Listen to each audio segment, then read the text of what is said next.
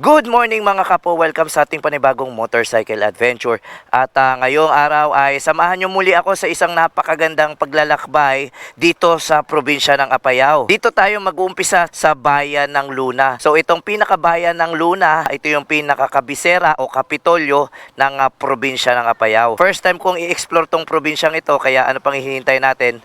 Simulan na natin itong ating adventure. So let's go!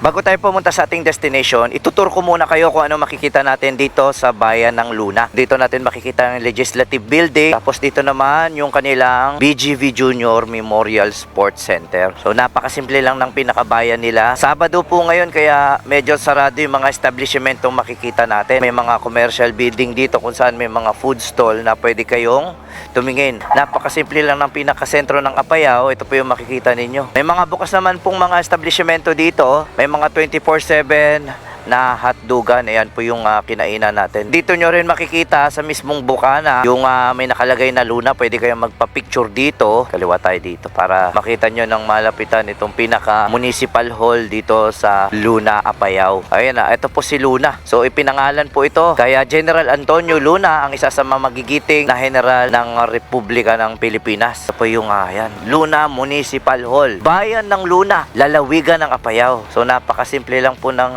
kanilang municipal hall dito. Mula dito sa bayan ng Luna ay magmomotor tayo ng 30 minuto sa sinasabi nilang tourist destination na dapat daw naming makita dito sa kanilang lugar.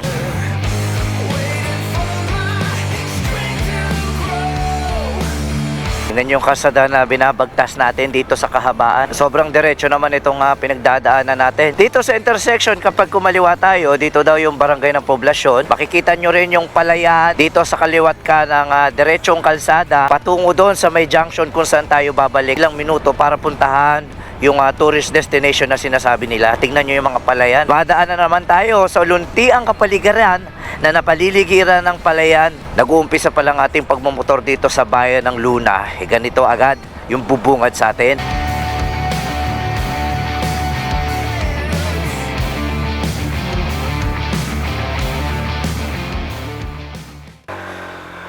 Dito meron tayong nakitang isang marker sa gilid ng kalsada na kung saan makikita natin Apayao Government Center.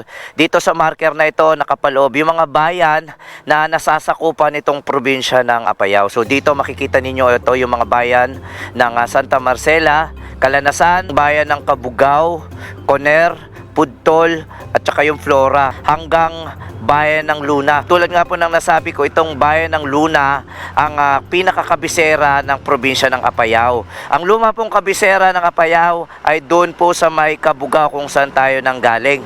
So nilipat na po ito ngayon sa bayan ng Luna sa kasalukuyan.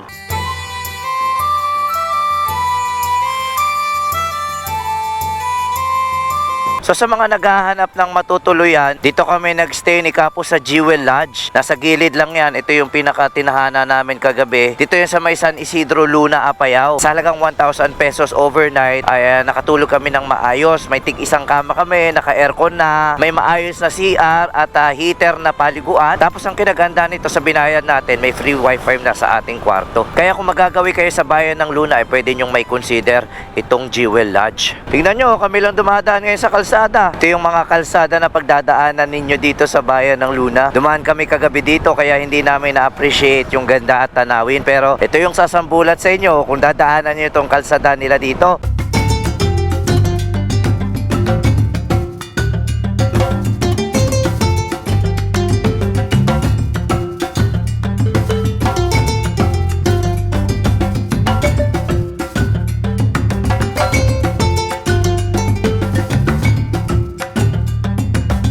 Ito yung unang pupuntahan natin dito sa probinsya ng Apayao.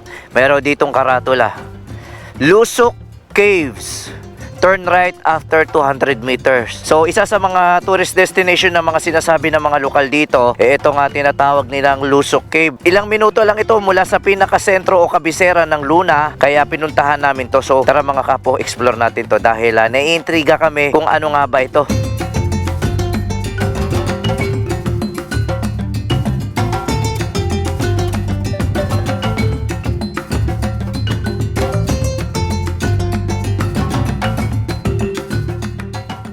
In 200 meters mula nung makita natin yung karatula, kakanan tayo dito.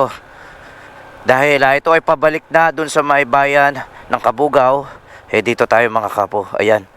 Makikita nyo dito yung Lusok Cave, 3.3 kilometers. So yan. Tara, pasukin na natin to. Grabe na yung mga naaabot at mga nakikita namin dito sa Pilipinas. Pupunta kami sa mga iba't ibang klaseng probinsya at napag-aaralan namin yung kultura, yung mga pagkain, yung mga tanawin. At lahat ng ito ay babaunin namin hanggang sa aming pagtanda. Kapo, dito na tayo sa Patapat Bayad ako. Okay, tabi ka muna. Okay. Tapo, ang dahil na ng biyahe natin. Nakakantok. Tara, music sharing tayo. Okay, sige.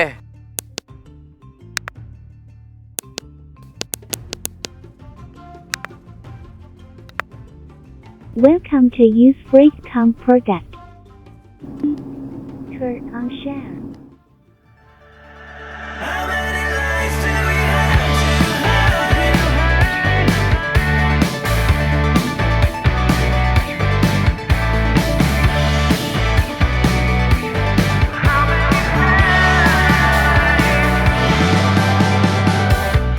Sa bawat biyahe na aming ginagawa, hindi maiiwasang kami ay mabagot. Kaya madalas, magkausap kami ni Kapo habang nasa biyahe.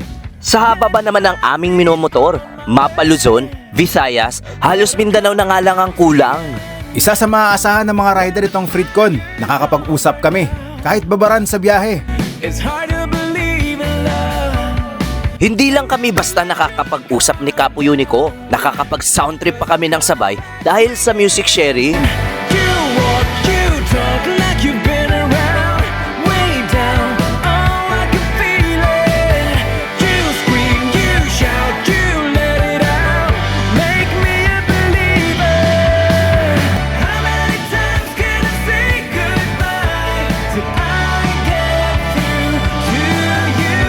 Para sa malayo ang biyahe at rock and roll na samahan.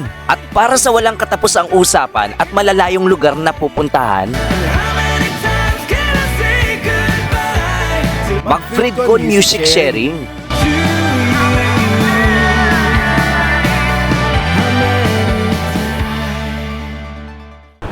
Look at this mga kapo. Ganda ng kalsadahan dito. Wow. Dumadaan tayo sa palayan na naman. Tapos sa gitna may kalsada.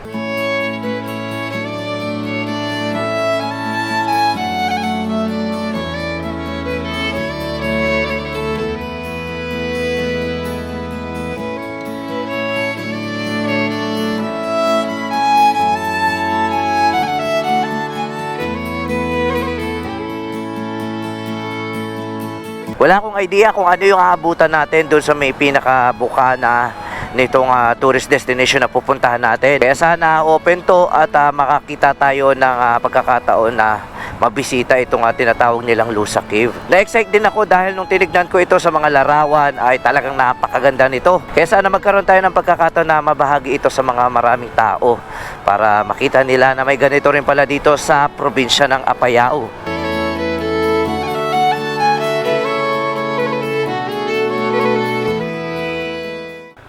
Welcome to Lusok Cave. Open for caving and sightseeing. Bukas po ito mula Lunes hanggang Linggo. Nagbubukas po ito ng alas 8 hanggang alas 4 ng hapon. Batay sa mga impormasyon dito sa karatula sa mismong welcome arch dito sa may Lusok Cave. Tignan natin kung magkano magiging entrance fee at kung may babayaran pa bago tayo makapasok at makapunta sa mismong kuwebang ito.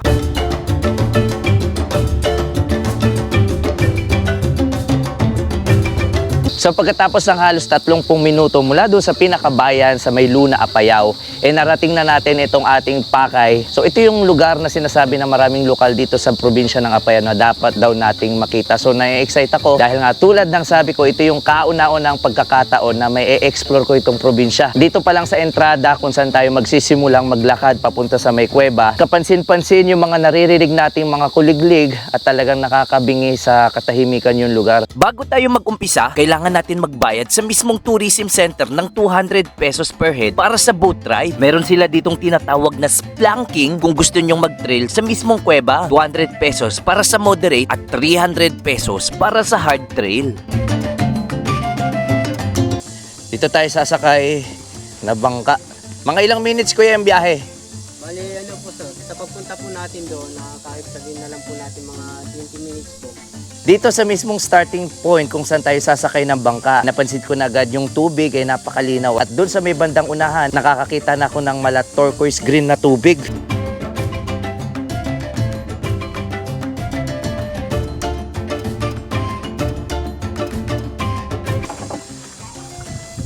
Apakaganda ng tubig oh. Bakit wala masyadong pumupunta dito kuya? Dahil po sa kwan po box, sir, kasi siyempre yung kwan natin. Pero dati talaga pag Sabado at Linggo dito madami talaga po sir. First Sige. time yung pupunta dito sir? First time namin sa Apayao. So don't worry po sir, so welcome to LA po. So napayaw po tayo ngayon, and then was sugpit po. Kung kayo po yung first time po sir, don't worry po, hindi lang talaga kayong first time po, hindi lahat tayo first time po dito sir. First time po na magkakasama sa pagpasok sa loob ng King ngayong araw po. Nice muna pala kayong batiin na magandang umaga po sir. Bala ako pala si Edmar po, ako yung magiging tour guide nyo ngayong araw po. So last 2014 and then 15 sir, ito talaga yung pinaka-swimming area natin noon. Kaso, pinagbawalan po nating maligo dito kasi nalagyan po megit more than 15,000 na fingerlings, yung mga tilapia at saka karpapa yung nilagay natin dito sir. Pero yung mga isda pala yung nilagay natin dito, hindi lang sila yung pang food purpose kundi viewing purpose muna sila pag lumaki na po yung mga isla natin dito po na inalagay po. Baga ginawa po nilang fish sanctuary po yung river natin dito po. Pero dati ito yung pinaka-swimming area hanggang doon sa pinakabugad ng pier natin noon. Balik kalalim na po pala dito sir, maabot na po sa maybe more than 7 to 6 feet na po ang kalalim dito. Ang pinakamalalim talaga po dito, dun yung sa pinaka-underground natin. Aabot po pala sa maybe more than 30 feet po ang kalalim doon.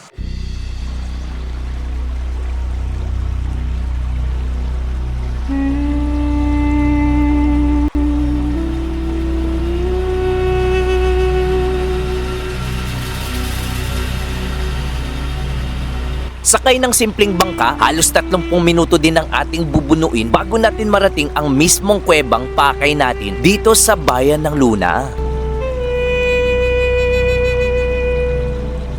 Grabe itong pinupuntahan natin. Nakakawala ng pagod, tahimik yung kapaligiran. May enjoy nyo yung nature dito. Lalong-lalo na kung mahilig kayo mag-nature trip, the best tong lugar na to.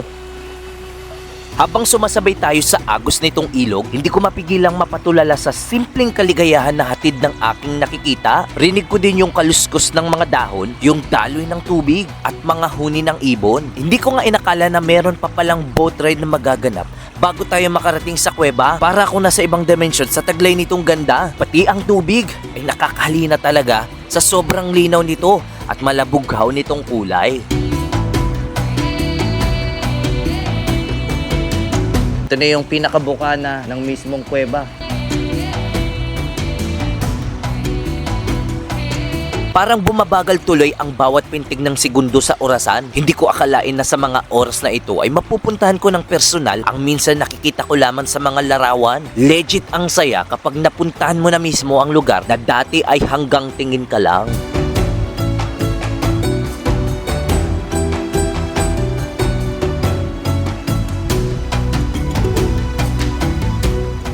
So narating na natin yung pinaka-entrance ng kuweba. Wala na akong ibang masabi kundi na napakaganda ng lugar na ito. Hindi ko ina-expect na ito yung makikita ko sa mismong lugar na ito. Pinagsama sa lugar na ito yung mala turquoise green na tubig at ang nakakamanghang rock formation dito sa kuweba.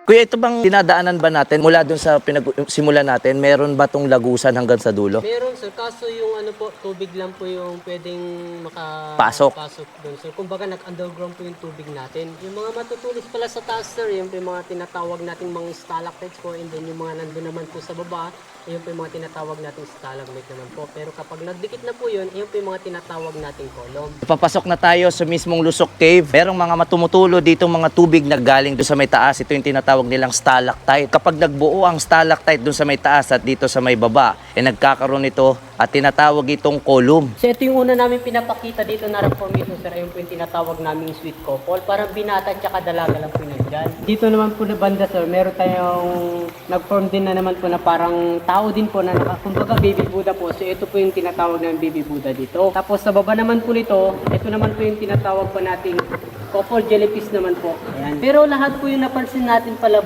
dito sir, nabuo na po ng million years o 1,000 years bago nabuo po yung mga bato natin dito. Samot-saring mga larawan ang makikita ninyo sa mga rock formation dito sa loob ng kuweba. Milyong-milyong taon din ang inaabot bago magkaroon ng mga ganitong nakakamanghang rock formation. Dahil ito sa tubig bukal na may daladalang mga mineral na nagmumula at patuloy na dumadaloy mula sa itaas ng bundok at dumadaan sa mga ugat ng mga puno at halaman hanggang dito sa pinakaloob ng kuweba.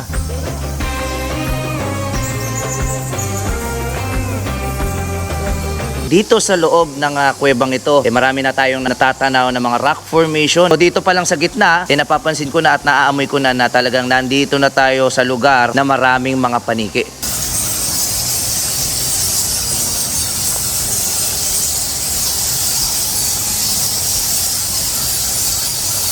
Narating na natin yung pinakadulong parte ng mismong kuweba. Dito nakikita natin yung mga kakaibang mga rock formation at katulad pa rin na makikita sa iba't ibang mga kuweba dito sa buong Pilipinas, napakaraming mga paniki dito. At hindi tayo pwedeng basta-bastang tumingala at bukas yung ating mga bibig, kundi jajakpat tayo.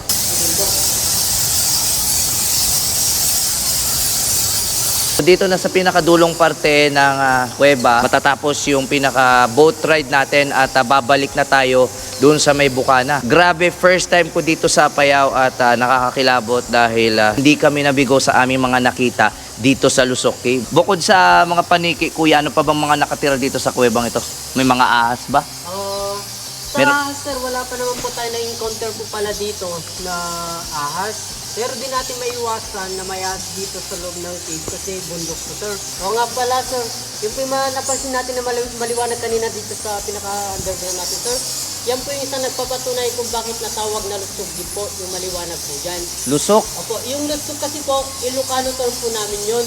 Kumbaga butas na po siya. May mga batong buhay din sa loob ng kuweba na lumalaki sa katagalan ng panahon. Mas matagal ang paglaki ng mga batong tuyo kaysa sa mga batong basa. Posible kasing lumaki hanggang 3 o 5 sentimetro kada 50 taon ang batong basa at may posibilidad na magsara itong kuweba at hindi na madadaanan pa paglipas ng panahon. Ito naman po pala yung tinatawag namin parang crocodile sir dito po sa baba. Ayan po yung pinakaulo niya dito po mismo. Ayan yung mata niya, ibang ngipin naman po dito banda. Kaso, namatay daw to, kakahintay po natatalon daw yung nanay ng palaka natin. So ayan po yung nanay ng palaka. Natakot naman daw po yung nanay ng palaka po natatalon. Baka kainin daw po ng buhaya, buti na lang po yung mga anak, isinipti na po. Ayun naman po yung patong-patong po, dun po sa taas po sila. Ayan po sila sir. Ayun. Apo, ayan po. At saka meron din po pala tayong cauliflower tsaka broccoli sir. So ito naman po sila. Dito po mismo. Yan sa kabila sir. Ayun nilaw.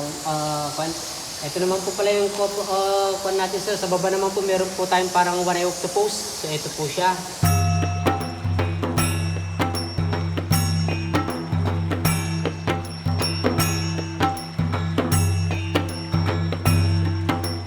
So nakakatuwang isipin na may itinatagong ganda pala itong probinsya ng Apayao. Dahil bago nyo mapuntahan itong kuweba, ipagdadaanan ninyo yung napakaganda at tignan nyo naman kung anong kulay na ilog bago nyo marating itong mismong kuweba. Ang sarap sa pakiramdam dahil sa haba-haba na ating biniyahe, nandito na tayo. Habang palabas tayo ng kuweba, mas lalo kong nararamdaman ang pagkamangha dahil sa mga stalactite na nakikita ko sa bukana ng kuweba.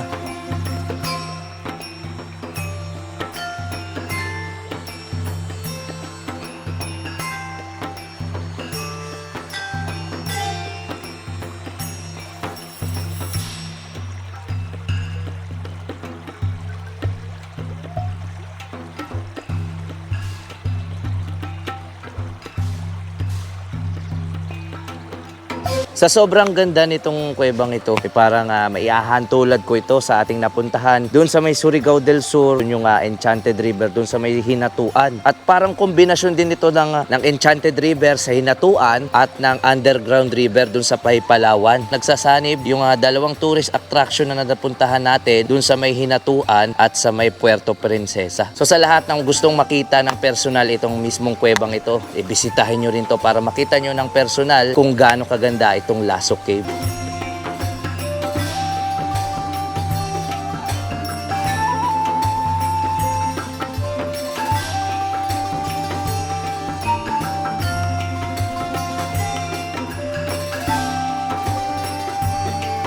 At mula dito sa Lusok Cave na matatagpuan dito sa Luna, Apayao, nais kong iparating sa inyo mga kapo na napakaganda ng Pilipinas at isa lamang itong Lusok Cave sa mga dapat yung makita ng personal. At sa pamamagitan ng ating pagmumotorsiklo, susubukan nating libutin at ikutin yung mga naggagandahang tourist destination dahil Pilipinas muna bago ibang bansa. Nag-uumpisa pa lang tayo sa pagtuklas ng mga likas na yaman dito sa Apayao. Hindi nga nakakapagtaka na itong probinsya na ito ay may tinatagong ganda sa karamihan. Asahan nyo, sa mga susunod na episode ay mas may papakita pa namin yung mga destinasyon dito sa probinsya na dapat masilayan ng maraming mga Pilipino.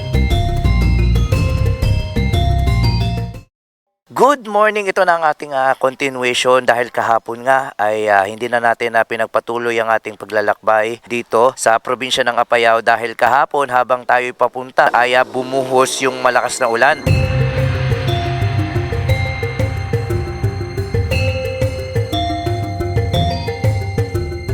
So sa entrance fee, nagbayad tayo ng 360. Tig 20 pesos kami ni Kapo Unico para sa ecological fee. Tapos tig 60 pesos kami nagbayad dun sa may-ari ng property. Tapos yung 200 pesos ay para sa tour guide. Total of 360 pesos. Dalawa na kami.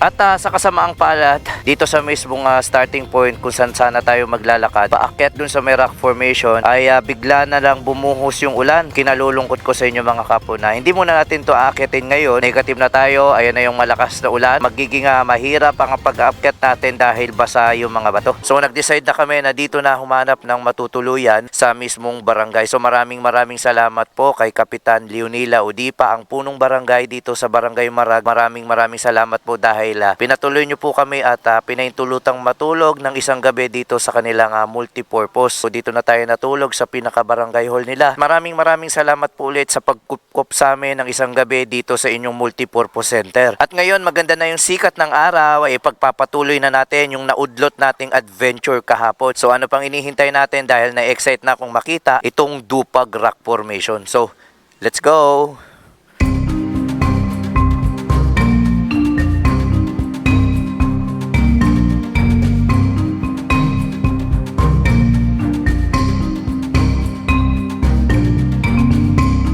Dahil dito tayo natulog sa multipurpose ng Barangay Marag, lalabas tayo. At dito tayo ulit liliko mga kapo. Yan, babalik ulit tayo sa ating pinuntahan kahapon. Ganun pa rin yung ating mga pagdadaan ng ruta. Sementado yung kalsadang dadaanan natin. Nakakataba ng puso dahil kahit kami po ay mga dayuhan dito sa kanilang barangay, taos puso po nila kaming tinanggap. Mula pa po kami sa Parañaque at Bulacan. Pero grabe yung init ng hospitality ng mga taga Barangay Marag. Maraming salamat po.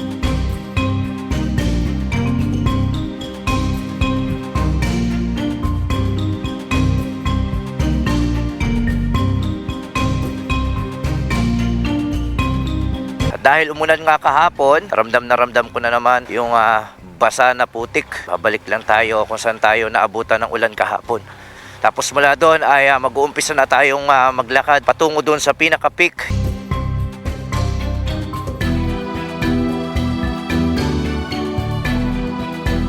Ito na yung medyo maputik na parte ng dinadaanan natin.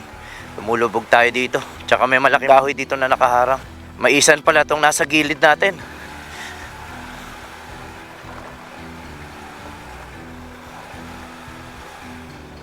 Right. Ito na yung parte ng dinadaanan natin na talagang malulubog tayo dahil parang pinaghalong putik at mga buhangin. Makakadaan naman tayo dito pero kailangan lang natin mag-ingat dahil lumulubog yung mga motor natin.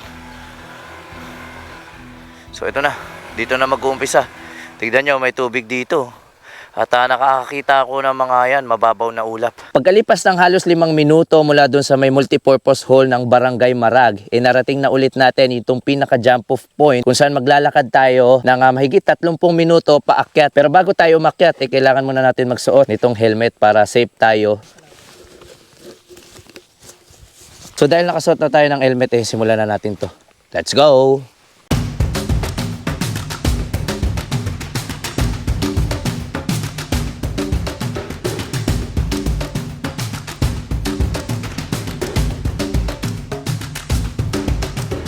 Kapo, may magiging problema agad tayo. Hindi pa tayo nakakalayo kailangan na ata natin magubad ng mga sapatos at medyas. Hanggang saan ang tubig pwedeng umabot? Hanggang dito. So posibleng umabot yung tubig sa ilog hanggang ating hita. Talagang mababasa tayo kaya kailangan natin magubad ng ating mga sapatos.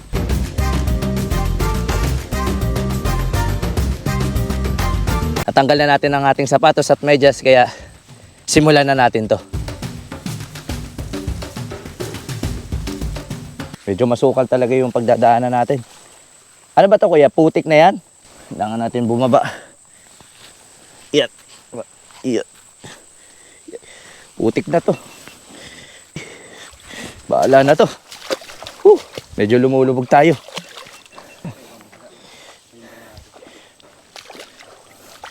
Ito na. School.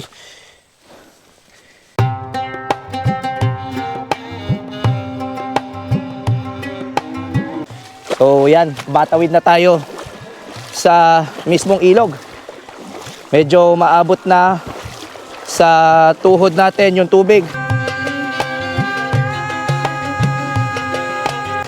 Nararamdaman ko yung agos ng ilog. Medyo delikado talaga ito. Nasa ating mga hita na yung taas ng tubig. May river crossing tayong pagdadaanan. Hindi ko nga in-expect na tatawid tayo ng ilog. Buti na lang at hindi ganun kalaki ang ragasan ng ilog. Kaya kahit papano, safe pa rin tayo.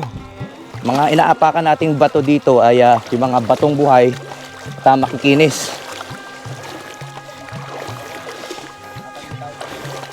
Tatagos tayo ng ilog. Dito tayo sa kabila.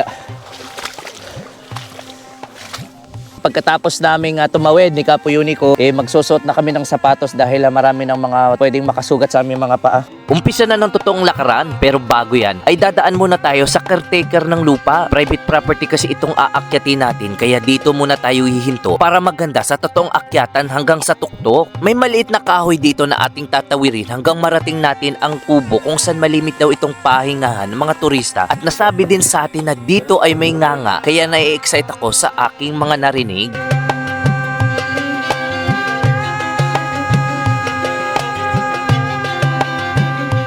Hindi man ito yung first time na titikman ko ito, pero susubukan natin kung paano gumawa ng isang nganga. So, ito na. So, ito na yung nganga. So, anong tawag nyo dito, kuya? Gawid. Gawid. Tapos, itong yung dahon, Muskada kaya. muskada. Ito naman ay Buwa.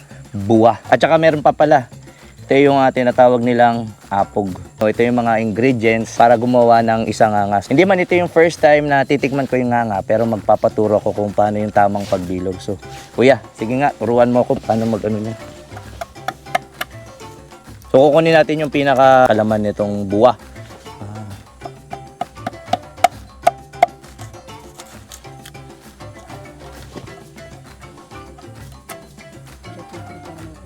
So, ito yung pinakalaman.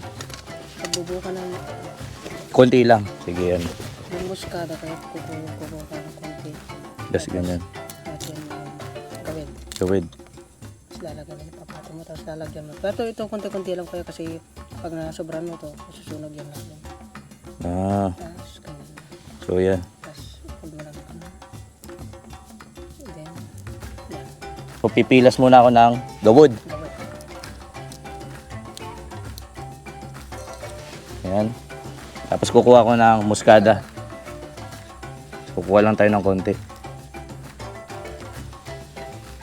Ito yung muskada natin. Tapos kukuha tayo ng... So lalagyan natin ng konting apog dahil pagka naparami, anong magiging reaksyon? Masunog dito kaya. Masunog yung labi. Yung unang nasusunog. So yung labi, so papatakan lang natin ng konting-konti dahil titikman natin. Pagkatapos natin pumilas ng gawod, tapos lagyan ng konting muskada, tapos lagyan ng kakapiranggot na apog, ibibilugin natin to. Yan, parang ganyan.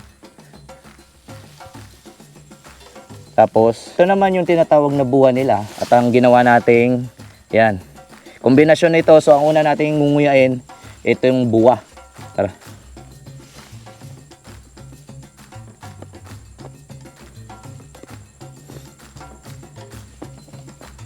Ano, kailangan ko ba durugin? Durugin mo lang kuya. Paano ba nasa nyo to? Para malaman nyo kung ano yung ninunguya ko para kung ngumunguya ng kahoy. Ang pait, mapait, matigas. Parang kahoy talaga. Tapos pagka durog na siya, kakainin ko na.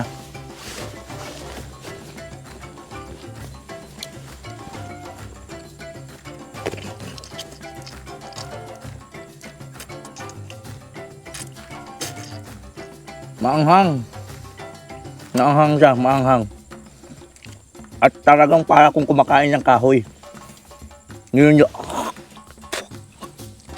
Pasintabi po sa mga nanonood, pero ito po yung talagang pamamaraan kapag ngumunguya kayo ng nganga. Nag-iinit yung katawan ko, ang anghang. Ito yung kakaibang nararamdaman natin ngayon na parang nag-iinit tayo. Ginagawa nila ito dito sa Cordillera at Karatig Probinsya dahil malamig nga po sa kanilang lugar. Ito yung kanilang pamamaraan para mapanatili yung init ng kanilang mga katawan sa mga ganitong klaseng kalalamig na klima. Simulan na ng akyatan at wala nang atrasan. Mula dito sa paanan ay pagdadaanan natin itong masukal na parte ng kagubatan. Malumot dito kaya dagdag pahirap ito. Hindi rin natin alam kung ano pa ang mga bubungad na obstacle sa ating madaraanan. Kaya focus tayo.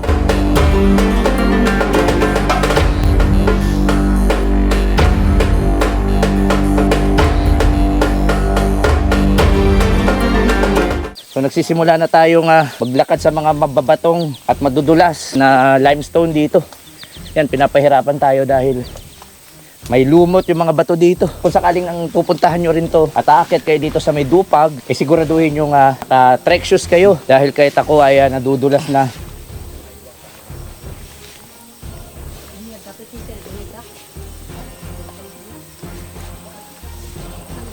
Ito na. Simula na, medyo madulas talaga.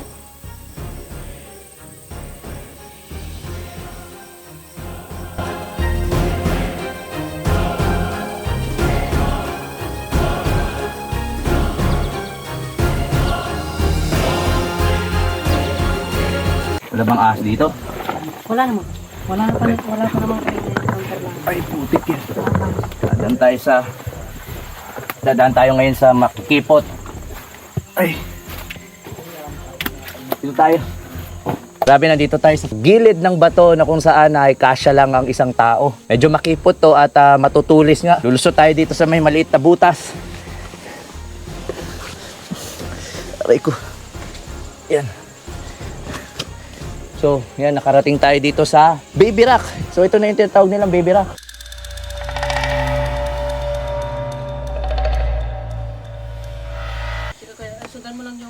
Ito. Dito tayo sa... Grabe to. So, halos hindi magkasa yung mga paa natin. Teka lang. Yan. So, tapos, dito tayo. Yan. Medyo kailangan talaga natin mag-ingat dahil itong mga bato na to ay talagang matutulis. Teka. Kailangan natin.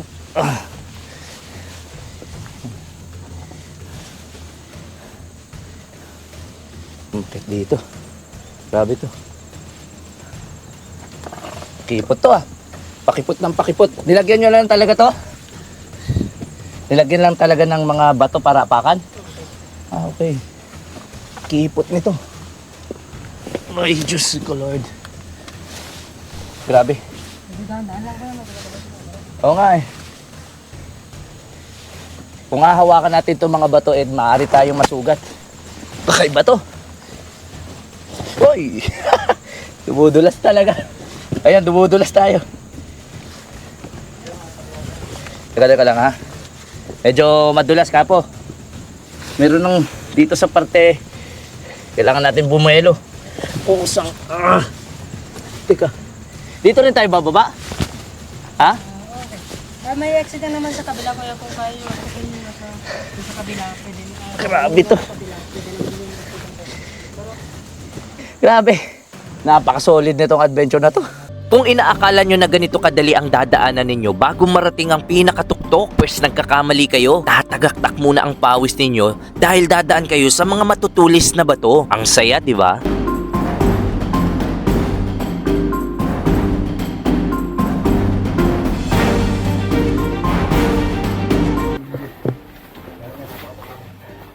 So saan ang paa natin? Dito? Okay. Dito, wala tayong mahawakan. Napakadelikado nito. Napakadelikado nito. Tapos, dito. Yan. Walang Diyos. Kailangan natin. Whew! Grabe to. Para tayong pumupunta sa ibang dimension dahil malakastilyo itong pinupuntahan natin.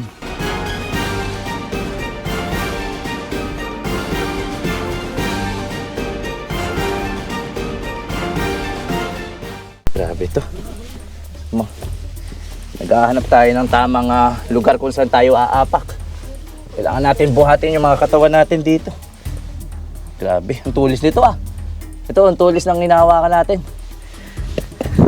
Nako. Kailangan, di ba ito pagka binuhat ko? Bubuhatin ko yung sarili ko.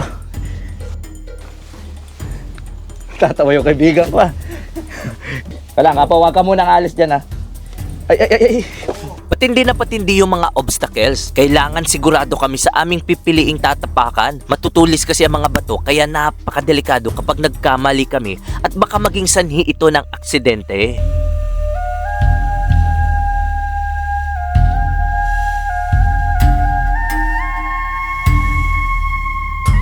Sa sobrang pagod dito sa may parte ng Dupag, hindi namin mapigilan na magpahinga ni Kapo. Medyo malapit na daw yung pinaka peak ng Dupag pero nagpahinga na kami ni Kapo dahil grabe talaga yung mga tarik at delikado yung sobra yung mga bato dito. Konting pagkakamali lang pwede tayong masugat at maaksidente. So sa mga nagbabalak na pumunta dito ay kailangan physically fit kayo dahil kung gaano man kahirap yung pinagdaanan namin paakyat magiging 10 beses ang hirap dahil dito din kami bababa. Mas mahirap yung pabalik na gagawin namin dahil pagdadaanan namin muli yung tarik at mga matutulis na bato. Nandun din yung lumot, mas mahirap at mas madelikado yung pabalik kaysa yung paakyat. Sa lokasyon na to at hirap bago maakyat, ayon sa mga lokal na ating nakausap, itong kinalalagyan natin ay minsan naging kuta ng mga rebelde nung panahon ng insurgency. Dito daw di umano naninirahan ng mga nice people around upang hindi sila matunto ng gobyerno at ng mga sundalo. Dumating na tayo sa spot kung saan makikita natin yung final assault. At dito, pagdadaanan natin ang mas makipot na mga bato paakyat dun sa may peak.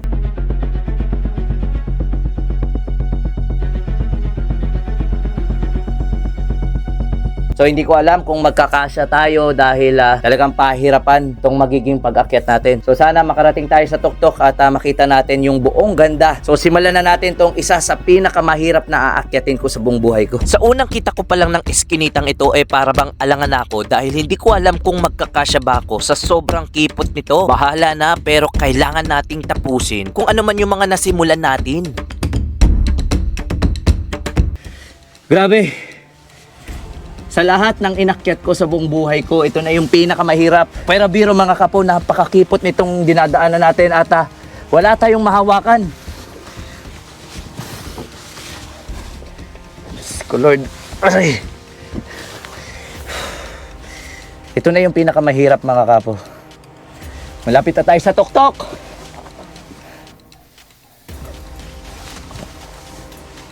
Ay, grabe to. Grabe itong pinagdadaanan natin. Konting pihit na lang, nasa peak na tayo.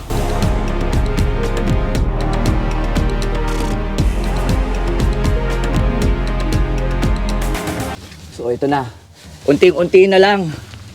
ay mararating na natin yung pinakatuktok ng Dupag Rock Formation. Ito na. Final assault na to. Akyatan na. Ay, grabe. Akyatan pa. Kunti na lang.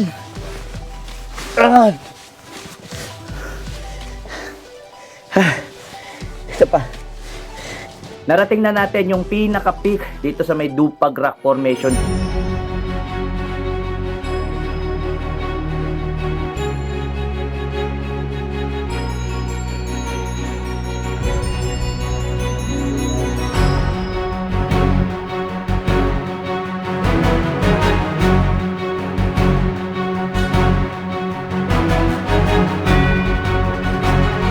Dito, matatanaw ninyo yung dinaanan natin kahapon at yung mga luntiang kapaligiran. Tanaw din natin dito sa tuktok yung ilog na dinaanan natin kung saan tayo tumawid. So, lahat ng pagod natin magmula doon sa may ilog at pag-akyat doon sa may Baby Rock. Kapag narating nyo itong Father God, sulit na sulit yung tanawin. Ayon sa mga matatandang residente, nagsisilbi daw itong Dupag Rock Formation bilang isang warning device sa mga lokal na naninirahan. Sumisipol daw itong rock formation kapag may masamang panahon na paparating at rinig ang sipol hanggang sa mga kabayan sa kapatagan.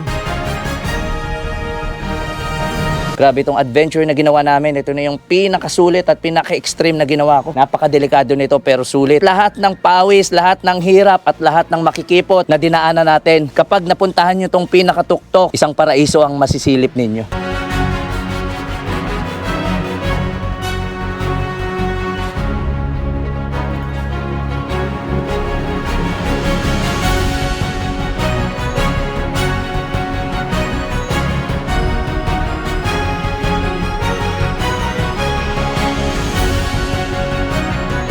At mula dito sa tuktok ng Dupag Rock Formation, nais kong iparating sa inyo mga kapo na napakaganda ng Pilipinas at isa lamang ang bayan ng Luna sa Apayao. Sa mga dapat nyong makita ng personal at sa pamamagitan ng ating pagmumotor ay susubukan nating libutin at ikutin yung mga tourist destination. Dahil Pilipinas muna, bago ibang bansa! Woo! Ang ganda! Mula sa dating kuta ng mga bandito, kita nyo naman kung paano binago ng batong ito ang pananaw ng karamihan pagdating sa turismo. Sabi nga nila, hindi daw makukumpleto ang pagbisita mo sa probinsya ng Apayao kung hindi mo aakyatin itong Dupag Rock Formation.